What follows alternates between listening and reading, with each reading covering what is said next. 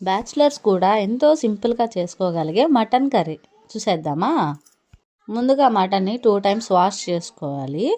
అందులో 1/2 table spoon పసుపు, 1 table spoon salt వేసుకొని, అల్లం తెల్లగడ్డ పేస్ట్ కొంచెం వేసుకొని, 250 ml వాటర్ వేసుకొని కుక్కర్ మీద పెట్టి స్టవ్ వెలిగించుకొని 4 విజిల్స్ వచ్చేంత వరకు వెయిట్ చేయండి. మీకు ముక్క సాఫ్ట్గా కావాలనుకుంటే 5 విజిల్స్ కూడా పెట్టుకోవచ్చు. స్టవ్ మీద ఒక ప్యాన్ పెట్టుకొని అందులో 4 టేబుల్ స్పూన్స్ ఆఫ్ ఆయిల్ వేసుకోండి. ఎప్పుడు కానీ నాన్ వెజ్కి ఆయిల్ కొంచెం ఎక్కువ ఉండేటట్లే చూసుకోండి. అప్పుడే మనం చేసుకున్న రెసిపీ కొంచెం టేస్టీగా ఉంటుంది. ఆయిల్ కొంచెం హీట్ ఎక్కాక అందులో 2 లవంగాలు, కొంచెం దాల్చిన చెక్క వేసుకొని అది కొంచెం హీట్ అయ్యేంత వరకు వెయిట్ చేసి నేనైతే ముందుగానే ఆనియన్స్ తరిగి పెట్టేశాను. టమాటా పేస్ట్ వేసాను. టమాటాలు కట్ చేసి మిక్సీకి వేసేసాను. తర్వాత ఆయిల్లో పచ్చిమిరపకాయలు, మనం కట్ చేసుకున్న ఆనియన్స్ వేసుకొని కొంచెం బాగా ఫ్రై చేసుకోవాలి. సాల్ట్ కూడా వేసుకుంటే త్వరగా కుక్ అయిపోతుందని వేసుకున్నాను. మనకి ఆనియన్స్ గోల్డెన్ కలర్ వచ్చేంత వరకు ఫ్రై చేసుకోవాలి. ఆనియన్స్ బాగా కలర్ చేంజ్ అయ్యాక అందులో 1 టేబుల్ స్పూన్ ఆఫ్ అల్లం తెల్లగడ్డ పేస్ట్ వేసుకొని బాగా ఫ్రై చేసుకోవాలి, పచ్చి వాసన పోయేంత వరకు. నేనైతే హోమ్మేడ్ పేస్ట్ వేసాను, ఇంట్లోనే చేశాను, ఎప్పుడు ఇంట్లో ఉంటుంది. మంట మీడియంలో పెట్టుకొని బాగా ఫ్రై చేసుకోండి.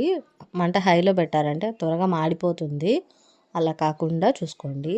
మనం మిక్సీలో వేసుకున్న టమాటా పేస్ట్ ఉంటుంది కదా, అది కలుపుకొని బాగా ఫ్రై చేసుకోవాలి. అది ఒక 2 మినిట్స్ చేయండి. ఇది కూడా మంట మీడియంలోనే చేయండి. 2 మినిట్స్ బాగా కలుపుకోవాలి. అడుగంటకుండా ఆయిల్ పైకి తేలేంత వరకు, మనం వేసుకున్న టమాటా బాగా ఫ్రై అయ్యేంత వరకు, పచ్చివాసన పోయే వరకు కలుపుకోవాలి. బాగా ఫ్రై అయ్యి ఆయిల్ పైకి తేలాక మనం ముందుగా ఉడికించుకున్న మటన్ని అందులో వేయాలి. మటన్ బాగా కలుపుకొని అందులో 1 టేబుల్ స్పూన్ కారం, మీ కారానికి తగ్గట్టు వేసుకోండి. 1 టేబుల్ స్పూన్ ధనియాల పొడి, కొంచెం సాల్ట్, ఇదివరకే సాల్ట్ వేసాం కాబట్టి రుచికి తగ్గట్టు వేసుకోవాలి. అండ్ ఫైనల్లీ మటన్ మసాలా, అది వేస్తే టేస్ట్ బాగుంటుంది, అందుకనే వేసాను. అన్ని మసాలాలు వేసుకున్నాక బాగా కలుపుకోవాలి. నేనైతే గరం మసాలా వేసాను, ఆ క్లిప్ మిస్ అయింది. బాగా ఫ్రై చేసుకొని మంట సిమ్లో పెట్టుకొని మూత పెట్టి 2 మినిట్స్ పక్కన పెట్టండి.